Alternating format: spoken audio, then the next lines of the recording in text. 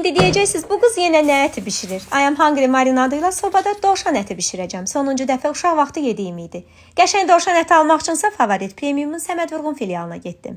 Ət, xama, ədviyyat, qarnir kimi mini kartof və kökləri də səbətimə yığıb gəldim ofisimə. Ofisimsə mənim mətbəximdir.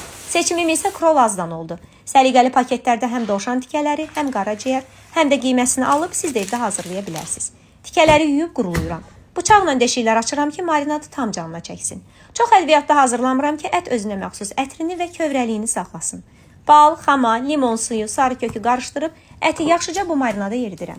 Kartofu isə bir burun bişirib köklə birgə sobada bişirirəm. Sobaya verəndə ətin üzərini təkli yoğurdu da çırpıram. Bu zərif aromat verir ətə. Alt-üst rejimdə sobada 200 dərəcədə bişirirəm. Uşaq vaxtı atam həmişə kababını eləyərdi. İştahlı yeməyimdən də aydındır ki, bu əti çox bəyəndim. Bəs yaxşı, dovşan ətinin faydalarını bilirsiniz. Rəylərdə yazın ən bəyəndiyim 3 izləyicimə Krolazdan hədiyyə göndərəcəm.